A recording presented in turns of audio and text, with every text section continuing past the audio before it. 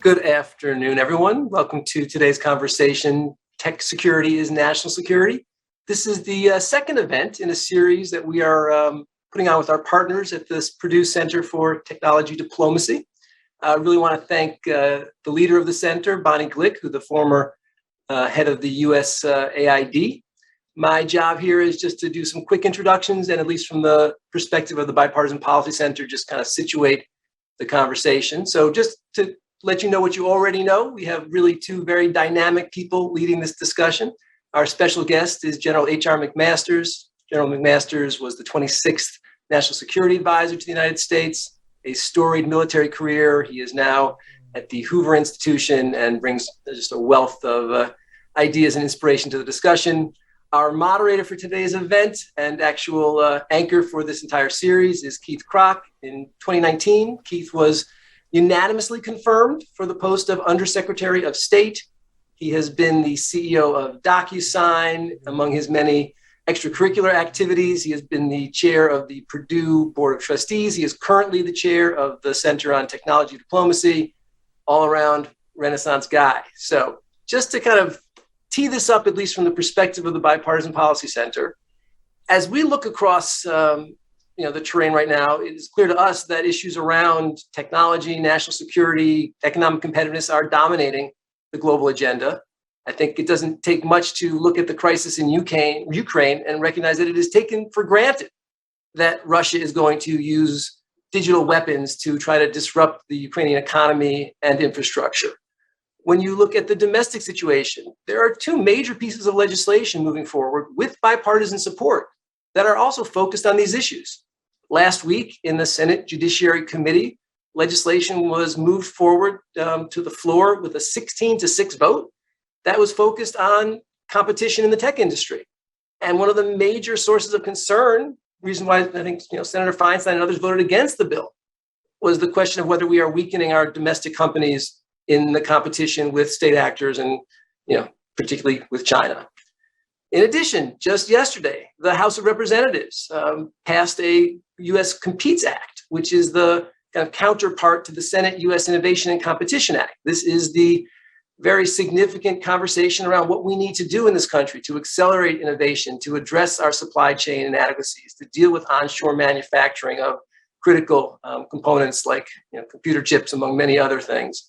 And so when you look around the both domestic and international scene right now, it is technology security, competitiveness that really is dominating the discussion. So it is a dynamic moment for the topic, and really terrific that we have two dynamic people to lead the conversation. And so with that, I turn it over to Keith Krach. Thank you so much, Jason, for that very kind introduction. And thank you to the Bipartisan Policy Center for hosting this event. And just like Purdue University, we're focused on bipartisan causes. And by the way, also I want to thank the Hoover Institute for hosting this event. I've got my good friend here, H.R. McMaster, and the Hoover Institute has made such a big difference in the world, and it's close to my heart because I spent most of my career here in Silicon Valley, and I'm joined with, probably one of the great transformational diplomatic leaders, I think, of all time, and a really good friend, H.R. McMaster. The last time that we had a Hoover chat was when I was serving as Undersecretary of State, and we were talking about economic statecraft and the global economic security strategy to advance prosperity and peace throughout the world. By the way, I also remember it was, in May 2020, it was before your book came out that September. And I remember holding up that book and going, you've got to get this when it comes out, marketing the book. And I'll never forget when my chief of staff came up to me afterwards. He said, you shouldn't be marketing somebody else's book when you're in office. But nevertheless, we're going to have a very serious conversation on technology security and what that means.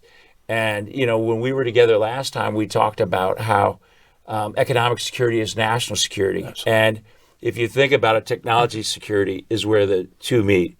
And it's all about advancing prosperity and peace. So with that in mind, let me just ask you the first question, and we'll go back and forth on this, is so what's your take on Russia hovering over the Ukraine and China looming over Taiwan? And what should we be doing about that? Because we all want peace. Right. Well, Keith, hey, what a privilege it is to be with you, and I just love the initiative at Purdue, right? To really focus on technology diplomacy, and it's an outgrowth, I think, of the great work you did in government. I just want to say, well, I have the opportunity to say it. I mean, I think anybody has done more to integrate economic security and national security than you did in that position, and it's great to see you continuing that work now. I think what we can probably take that's most relevant to this conversation is that, hey, great power competition is back, right? In case you haven't noticed, and I think we're recognizing that some of the assumptions on which we based earlier policies back in the 90s and then especially in the 2000s, I would say, up until 2015, 16, 17, is we assumed that great power competition was a relic of the past. That there's going to be this condominium of nations and we're going to work together to solve the world's problems. Well, hey, Xi Jinping and Vladimir Putin have different ideas, right? And I think what we have to recognize is what's driving them. We have to think more about the emotions, the aspiration, and ideology that drives and constrains them. And for Vladimir Putin, it's the sense of honor lost associated with the breakup of the Soviet Union 30 years ago, right? And an associated desire to restore Russia to national greatness.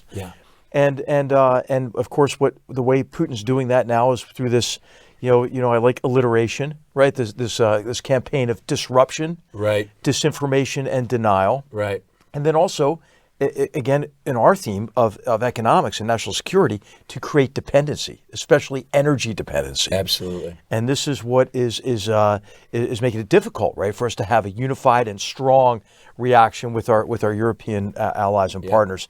And then Xi Jinping vis-a-vis Taiwan it's a very dangerous situation, Keith. You and I have talked about this. We sure have. Nobody's done more than you, I don't think, in recent years to strengthen the relationship with Taiwan and to communicate our support, right, for the Taiwanese people and the Taiwanese government. Absolutely. I think Tsai Ing-wen called you the number one, Taiwan advocate or something, if I recall. And I think that we have to demonstrate international resolve to the Chinese Communist Party to dissuade them from what I think are designs for, if not a full-out attack, a whole range of disruptive efforts, aggressive efforts, maybe just below the threshold of a major attack.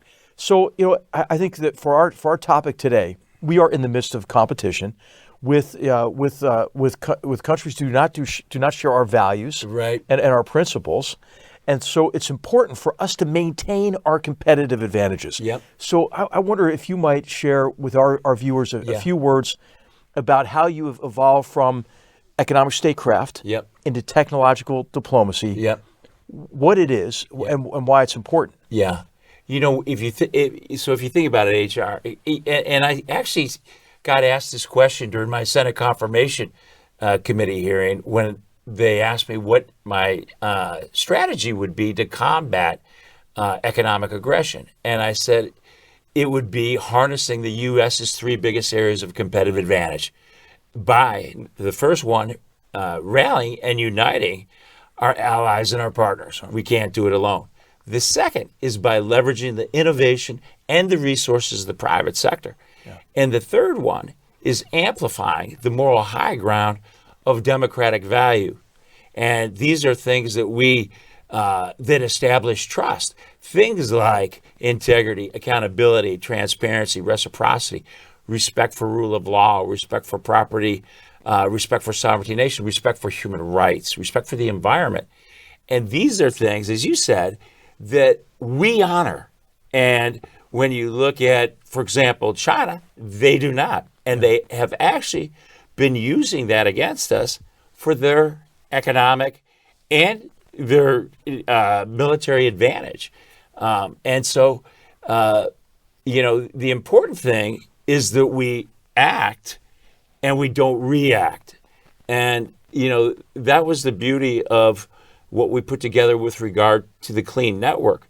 Because what we did is we actually took those trust principles and in one jujitsu move, we really use those to go front and center to create unity. Because if you think about it, I mean, being an old Silicon Valley CEO, if I could steal your intellectual property, if I don't have to be transparent, if I don't have to be reciprocal, if I can use slave labor, if I can use coal-fired power plants, if I don't have to obey the law or am the law, I'm going to win against you every time. So that's the important thing. But the secret is those trust principles, those democratic values, because that's what really creates unity. And to form that strength and solidarity in terms of numbers is the key.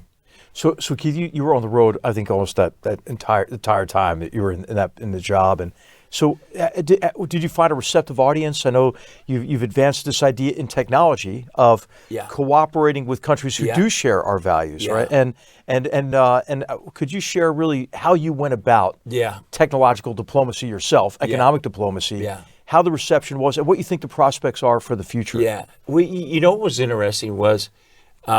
When I came into government, and as you know, HR, both sides of the aisle were hitting the panic button on China's 5G master plan to control the communications. And our efforts were failing. And a lot of it, I think, was we were probably being a little bit overly aggressive, kind of banging on the table, going over to government, saying, "Don't buy Huawei," which is their national champion in this. And so I brought about 12 guys in from the private sector, most of them from Silicon Valley, and we just looked at it and we said, why don't we treat these countries and these companies like customers? And the customer's always right. So we should have a value proposition for them. And that's exactly what we did. And the reception that we got was great. I'll give you a couple examples. So the first place we went was to NATO and met with our friend, Deputy Secretary General Giovanna. And the first thing he said to me was, "Keith, we need a clean NATO network because we need these 5G systems in peacetime or wartime." And he goes, and we're only as strong as our weakest link. We can't have some countries that are using it and some that aren't. So he was an immediate ally right out of the gate. And then, literally almost walked across the street and went to the EU and met with an old friend of mine, Terry Breton, who was the commissioner in charge of all technology over there. I knew him when he was the CEO of Bull and CEO of French Telecom before it became Orange, former finance minister.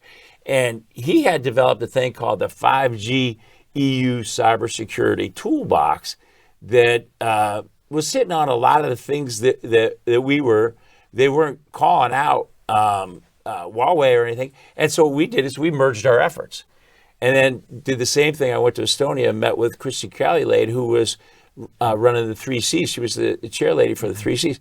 So right then, all of a sudden, the fast way to build a network is to build a network of networks. Now it was not America alone, right? And we had these allies.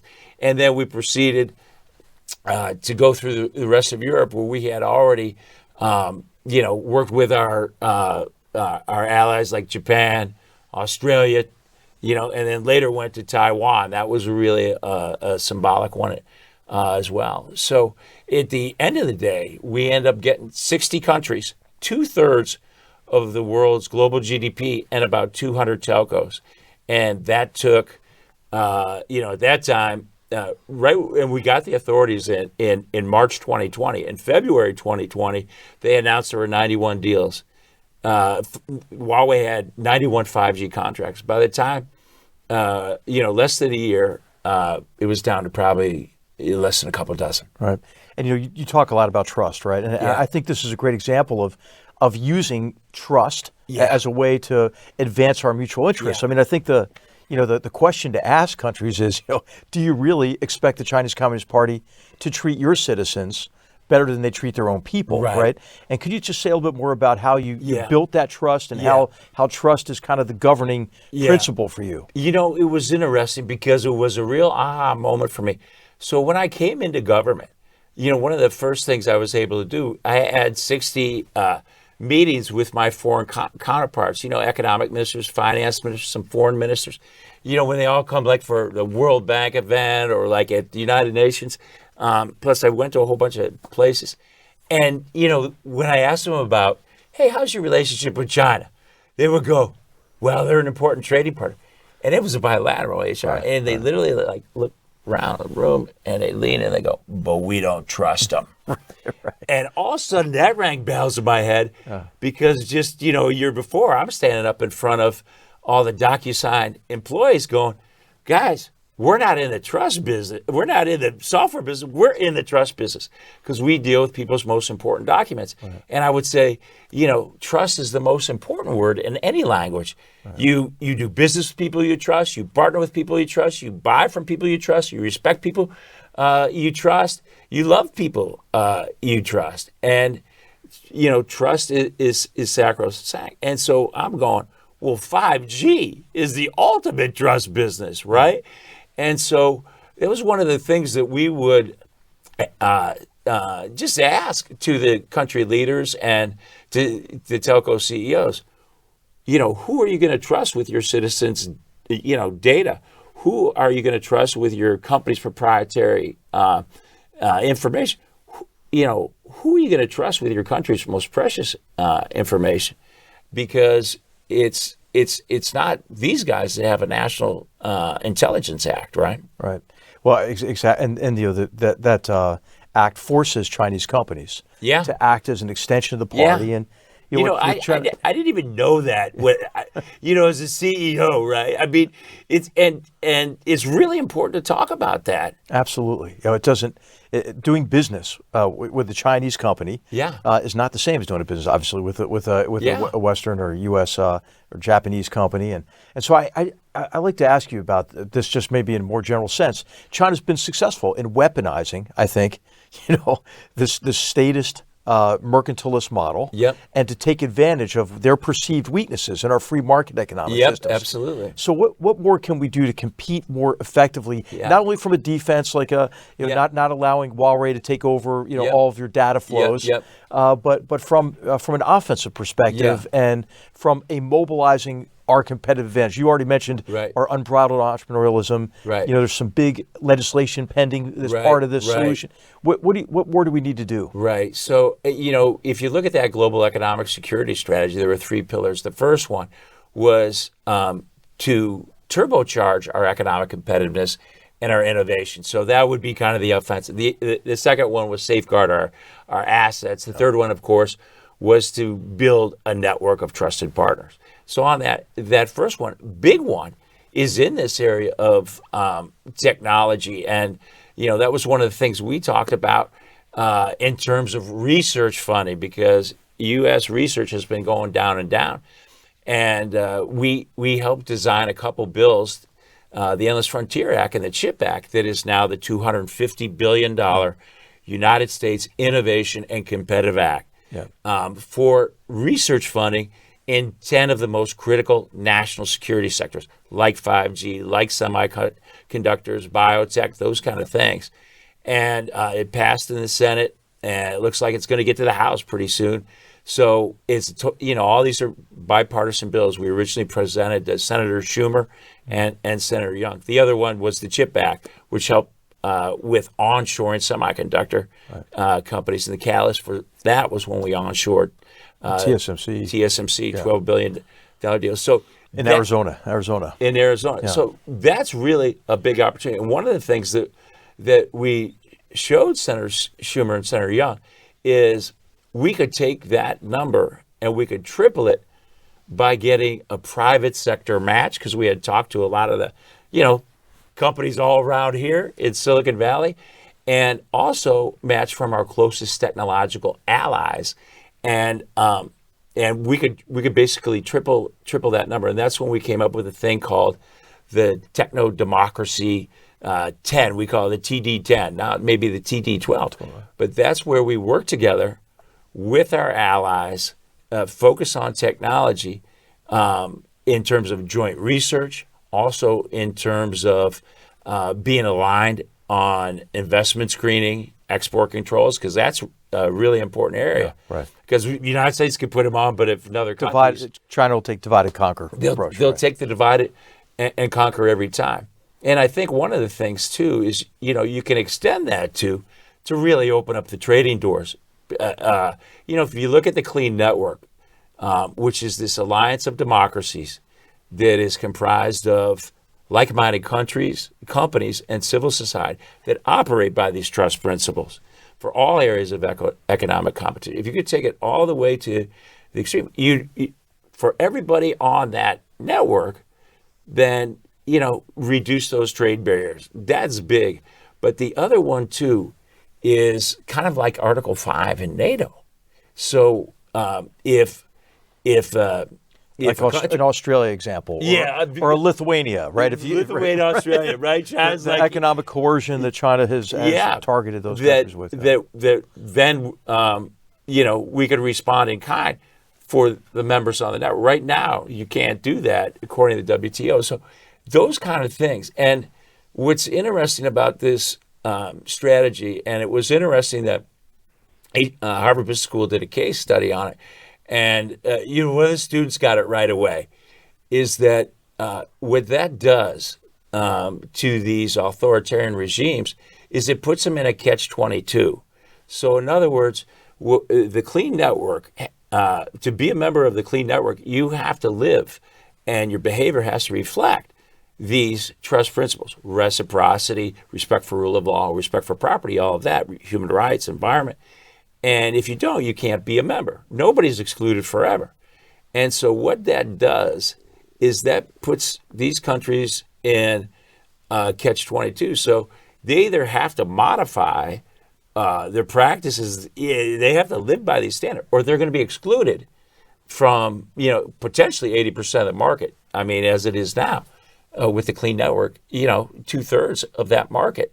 And that's where it shows you the real power of these trust principles, as opposed to what I call the power principle that these guys live by, where they're doing the divide and conquer, what we call the 3 C's doctrine of concealment, co-option, and coercion, right? Right. This is what China does, right? Co-opt you. Yep. With the lure of short-term profits, access to the market, Chinese investment. Once you're in, right? Coerce you, right? To turn a blind eye to the most egregious seduce abuses. with money. Right. Reinforcement, intimidation. And just say, hey, this is just normal business practices. But where you're saying, hey, we can't consider this normal business practices anymore. Right. And if we establish standards that we agree to, we can maybe over time incentivize China to play by the rules, right? And I'd like to ask you about the not just the technological element of the competition, which you really, I think, are really basing in trust and cooperation and collaboration with like-minded countries and partners internationally, investment, right, in key technologies that will help us maintain competitive advantage. But what about the financial dimension of this competition? I think, I think of this old quotation that it was attributed to Lenin, probably wrongly, but it's too good not to use.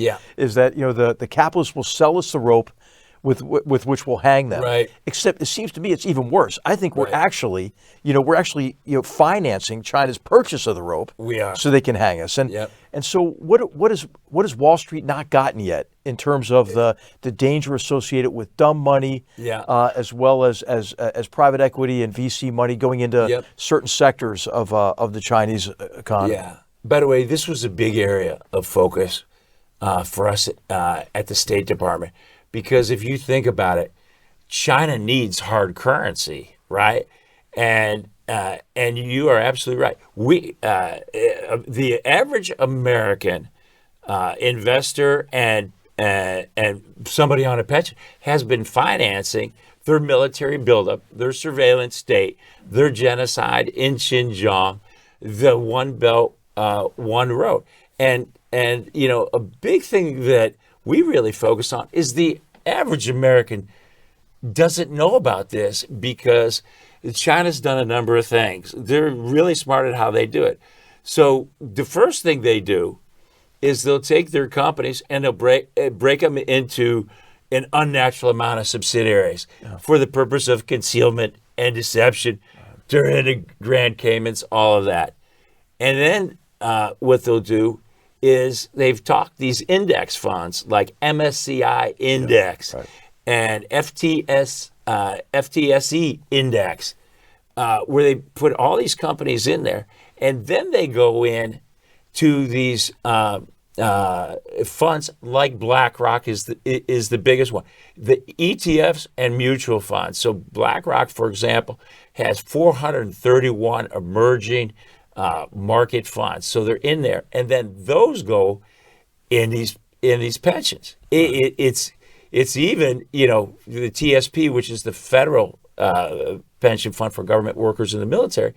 At least those got taken out. Oh, right. But even in but teachers and firemen and police. I mean, I think if you knew, hey, you're financing. That's right. The Chinese Communist Party's military buildup. You're financing their technologically enabled Orwellian police state. That they probably wouldn't want to do that. Right. So one of the things that I did, HR, is and also one of the things in the human rights area. We put out a business advisory, Commerce Department, State, Treasury, on their forced labor. And when that happened, I sent a letter from me to all U.S. CEOs, being a former public CEO, because I didn't know any of this stuff was going on. I wanted to alert them directly about that.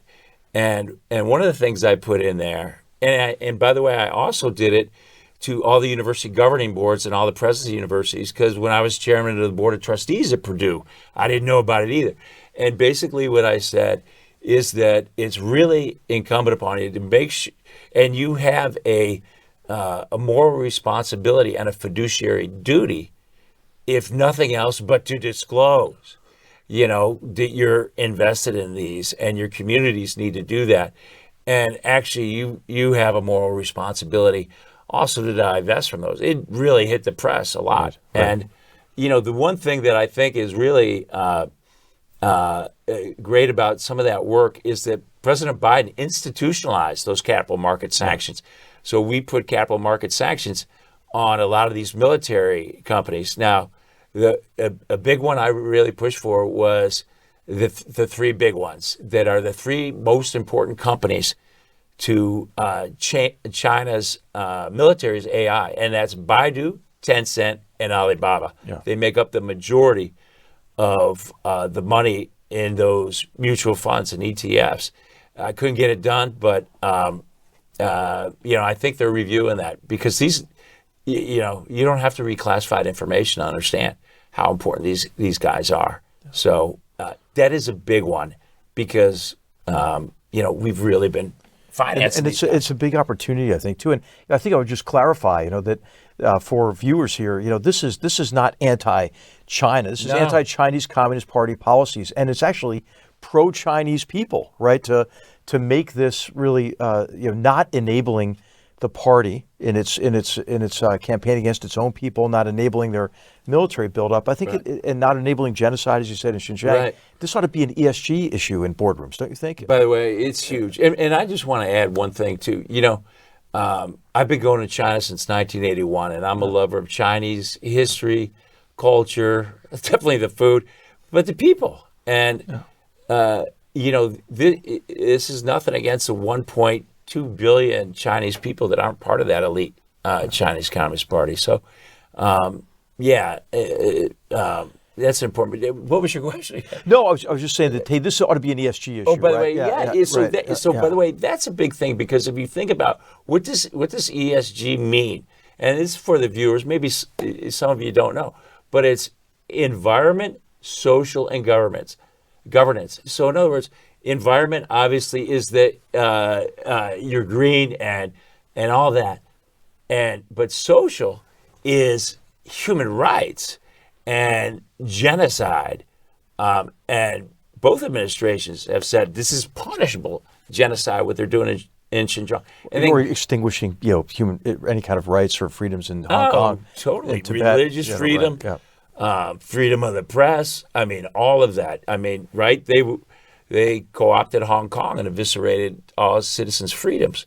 And then G is governance. So that's good transparency and good practices and environmental practices.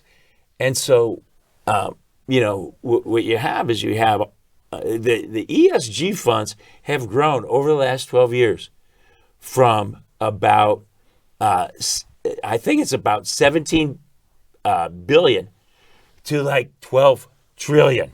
Right. And so you have these guys going, oh yeah, we're an ESG fund, but they forget about the human rights. But because a lot of these funds are investing in that surveillance technology and in firms in Xinjiang where there's genocides going on, and in these firms that are making these solar panels. I hate to say it, in Xinjiang, where the Chinese own the solar panel business, which industry analysts say by 2050 that's going to make up 60% of the world's energy, and the vast majority of those are made in Xinjiang. Why? Because that's where the coal is. And it's a very energy-intensive process to manufacture solar panels. Right. So they're polluting the world with carbon emissions with coal-fired plants that burn 2 tons of coal every minute. Yeah. Right? To build solar panels, right? And then also it's the 2 biggest coal-fired power plants in the world are in Xinjiang. Right. And then combine that with rare earths.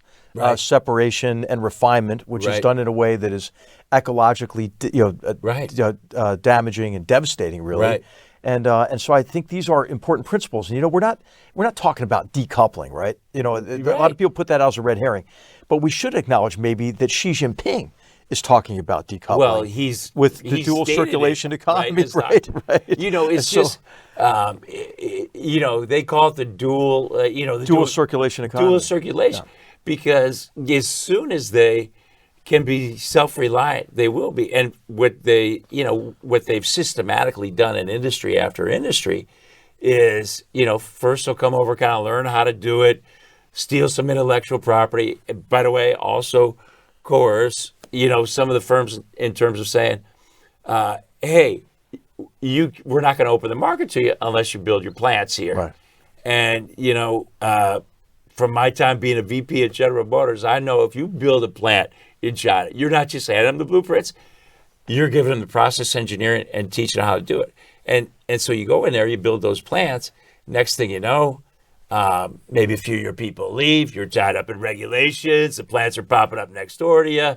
And by the way, they'll keep you around long enough to be able to take your ideas, right? I mean, they've learned a lot from Apple. Battery manufacturing, great example of that. I think Tesla's day is coming, right? Right. By the way, they've gone to school on them, just like they went to school on Apple. So, it was interesting. Back when I was undersecretary, I came back here to San Francisco and held a dinner at my house with 36 of the top CEOs, and we had a dinner. We went and I asked them to kind of go around the room and give your China horror story, and it was unbelievable. It was cathartic. It was a safe environment, right? Because whenever you talk to the CEO, I mean, what they'll say is, "Let me tell you how bad it is, but don't tell anybody I told you this." Exactly, because they're afraid of the coercive power of the party. Right?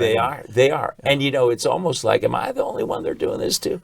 And so at the end of that, I said, look. Out here in Silicon Valley, we say corporate responsibility is social responsibility. It's also national security, too, because not only is the Chinese Communist Party a real and urgent threat to our democracy, but it's also a real and urgent threat to your business, because they don't want to just compete. They want to put you out of business. Yeah. And so this strategy of unifying and reinforce and using those trust principles, this is key to technology security. And so if you look at what we were able to do at the State Department, we really were able to create this new model, this new bipartisan model of tech statecraft that integrates Silicon Valley strategies that we use out here to be the category king, but you play by the rules, right? Combine it with foreign policy tools, and then based on the trust principles, which is really key. It's the trust principles to counter technological authoritarianism and advance prosperity and peace. And on the battlegrounds, that, the technology side is where it all comes together. Keith, at the Hoover Institution, we have a number of programs that are relevant to this that I want to plug and then ask your reaction to this kind of Hoover Institution related question, right? So we have China Global Sharp Power Initiative. We'd love to work with Purdue and the great work that you're doing in tech under a technology and national security program where Amy Zegard and the great economist John Taylor are chairing that. Yeah. And then we have a Tech Track 2 dialogue where we bring tech executives and senior government officials together to have a discussion about their common challenges and opportunities. And of course, we're the home of Milton Friedman, right? And so we're all about free market economics. Right. And so when you talk about economic statecraft and tech diplomacy, some people get nervous, right? Because they think, okay, are you talking about heavy-handed industrial policy? Are we going to give up, some of our entrepreneurial advantages associated with a pure free market? Can you tell me how you strike that balance and how you think about that question? By the way, you're so right because, I'm a free trader and free enterprise. That's how I was raised back in the Midwest. My dad had a 5-person machine shop, and he said, that's the beauty of free enterprise and all of that. But when somebody comes into the market and doesn't play by the rules, the market is no longer free. It's a fool's market. So the first thing we got to make sure is we don't handcuff our businesses. And I know there's some legislation pending that says things like software companies have to always open up their interface. What that means is that the Chinese can always get the data. And let's say you can't make an acquisition. So we have to be careful right on that, because if you look at, and I call it the Great China One-Way Firewall, where all the data can come in, but none can come out. Right. And reciprocally, all the propaganda can go out, but the truth cannot come in. Yeah, right. And they've, in essence, done that too in the financial markets, right? All the money can come in, but you can't get it out. These kind of things are really, really critical. And our business sector, if you look at things like the rules of the road aren't written in data privacy, security, data flows, and it's going to take not just all three branches of the government, but also with the private sector. And it's that combination that we can really use. And so, by the way, we have to think as a nation. This is all society effort.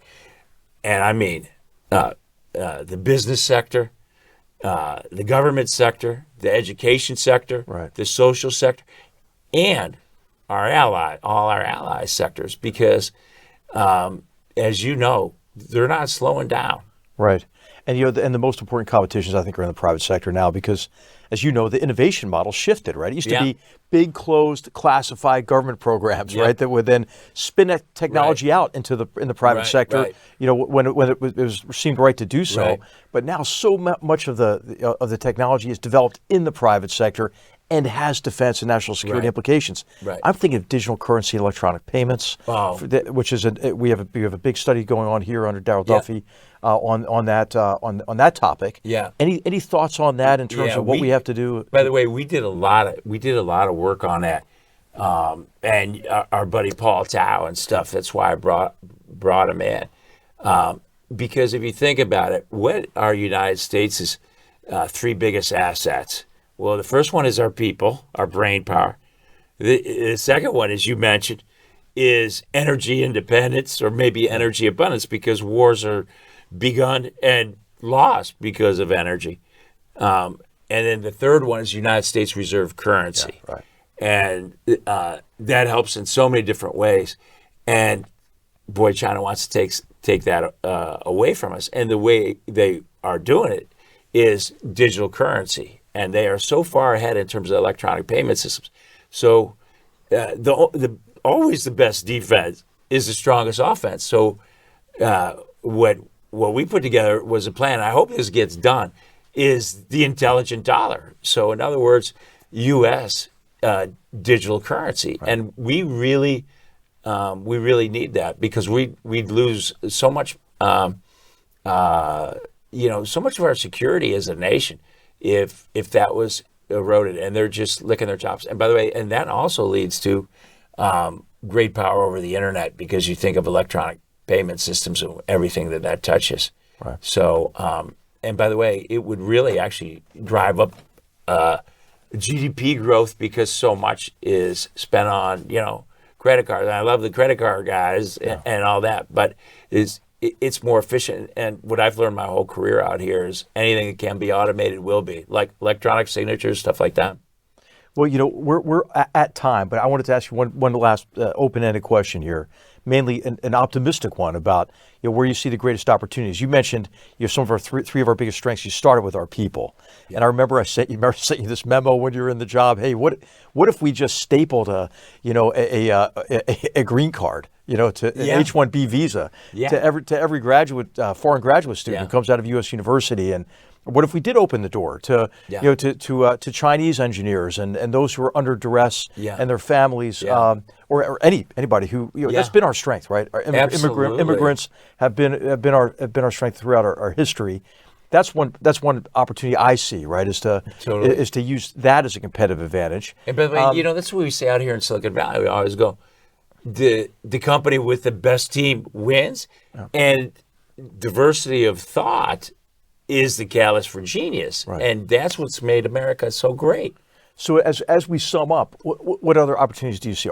I know you're an optimistic person, right? Because you're not somebody who's resigned, right? You don't resign, your fate, and you try to make a positive change all the time. So what are you working on as the biggest opportunities, and what do you see as the biggest opportunities? Yeah. By the way, I think one thing that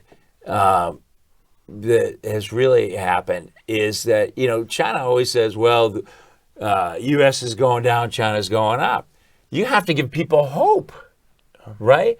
And so, for example, the Clean Network Alliance of Democracies, that was the first government-led initiative that literally defeated China Inc. And in the process, we exposed their biggest weakness, which is trust. So I think the big opportunity is in this, what I call these trust principles, by unifying our allies and also unifying the private sector. That's the key thing. And you and I talked about this. One of my missions too is to get more of my fellow brethren out here in Silicon Valley to spend some time in the government, because if there's anything I learned is that democracies require participation. And a big question why, I think you don't have a lot of people from Silicon Valley out there in Washington is because, we can't make a difference. This is just too big. We can't. Yeah. By the way, you can make a difference in a very big way. So I think that is a huge opportunity. But I think it really comes back to, solidarity. And I think playing to our strength, and that's those trust principles, and also leveraging the great minds and innovation of the private sector, and with great patriotic transformational leaders like you, HR, because I tell you, the government doesn't run itself, right? And the country doesn't run itself, and the private sector doesn't run itself. So it's really, at the end of the day, I'll tell you the thing that gives me the most optimism is the transformational leaders of tomorrow. I just gave the commencement address out at Purdue, and I talked about, the Purdue equation. You got to do a proof of equation. Transformation to the power of trust. And, I look at all these bright minds that's the hope for the future, is always that next generation. Right. And for us, it's all about mentoring them and inspiring them, because we need those transformational leaders to solve these tough problems. And we need these transformational leaders to unify the world. So it gives me great hope, HR. Absolutely. I mean, I get motivated by our students here every day, and hey, I just want to thank you for your service, and for anybody out there who's thinking about serving, you can make a difference. You can make a difference. You demonstrated it in the job as our economic technology diplomat, and I just want to say thanks to you and Josh for the opportunity to be with you. I want to give you the last word here. But I think what Purdue's doing is amazing. I think what and the center has so much promise. I mean, I love the university and what Mitch Daniels has done. You know, he was a guest on our podcast, Goodfellows. You know, and he's great. We had a great conversation about the American university and how it needs to evolve. But you're leading that as well. So this is an important endeavor, I think, to advance and protect our interests and build a prosperous future. Yeah. But it's a great way to I think, help improve education and help the students there at Purdue see how they can make a difference. Absolutely. So thanks for the privilege of being with you and Josh and to be with your colleagues at Purdue. Thank you. And I'll tell you, it's really amazing what the Center for Tech Diplomacy is doing at Purdue. And, you know, with the Dean of Engineering, Mong, who I brought into the State Department to be our science and technology guy, we formed it. And just with the mission that to advance freedom through tech diplomacy and trust. And we've attracted some great folks. Secretary Panetta has joined the board. Your fellow West Pointer, Stan McChrystal, has.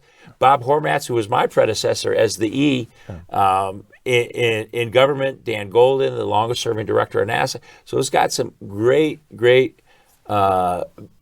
brains out there. And that combined with, I think, that environment at Purdue is the country's largest engineering university, and all their different kind of labs, whether it's hypersonics, nanotechnology, and all that. It's at that intersection. And, you know, one of the missions of ours is to train that next generation of diplomats in this tech statecraft area. And actually, for all of our allies, that's one of the big missions. But at the end of the day, it's about creating what I call the global trust network, that is really that massive clean network that drives the adoption of trusted technologies set by the standards of those trust principles. So, HR, well, I want to thank you. You're a great patriot. You are a great friend. I love you to death. Love you too, Matt. And thanks for everybody being here. And on behalf of the Hoover Institution, thanks, Keith, for the privilege of being with you, Josh, and the whole team at Purdue. And I guess the last question I should probably ask is, you know, can Purdue go all the way in the tournament this year? Well, by the way, I'm hoping so. You know, they're looking good, and they're ready to go. All right. And by the way, thanks again, Josh, and the Bipartisan Policy Center. You guys do tremendous work. It's great to partner with you. And thanks again to the Hoover Institute. Really appreciate it.